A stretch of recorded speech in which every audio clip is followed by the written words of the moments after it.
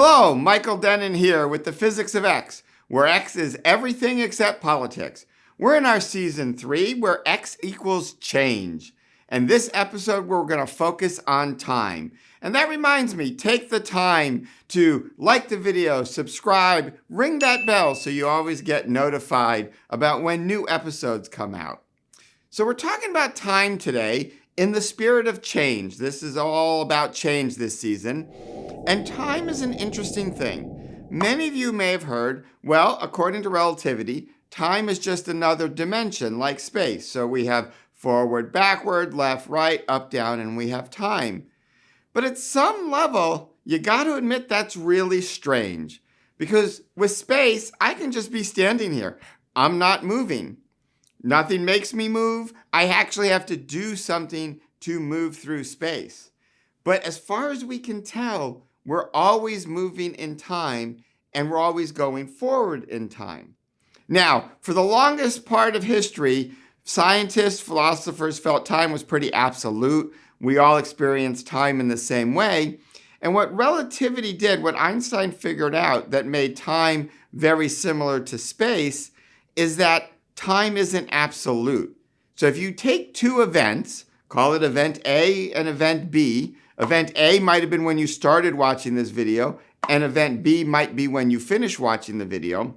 Now for you, event A and B might take place at the same point in space if you don't move, but clearly at different points in time, and it takes you a certain amount of time to watch the video.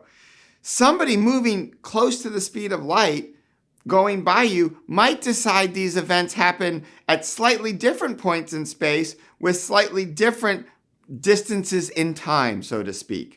Because space-time is the interval we want to look at in physics, not just space and time separately.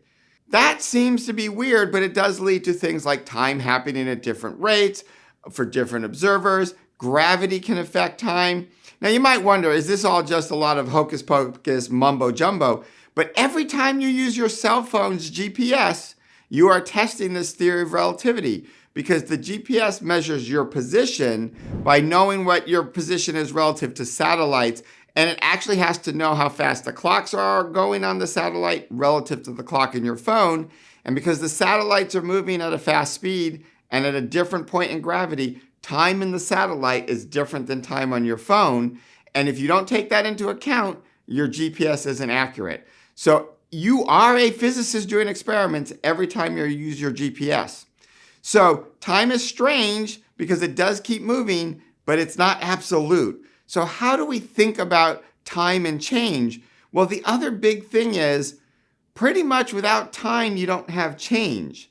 And that's kind of the cool things. We tend to think about change with respect to time always. Now, you can have change with respect to space. You can move to a new location.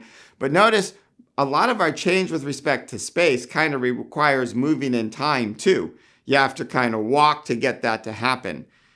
So if we need time for change, where does time come from that it keeps moving? This is where I think a really cool book to read, I like to make recommendations occasionally, is Richard Muller's Now, Physics of Time. He talks about all the different ways we can think about why is it that you're always getting new time? Why is time always emerging and we're moving through it? Lots of ways you can think about. One I would throw out there for thought that I kind of liked what he said is, as the universe is expanding, which we know that is happening, perhaps it's the actual expansion of the universe that is effectively creating new time, and that is the time we're moving forward and moving in.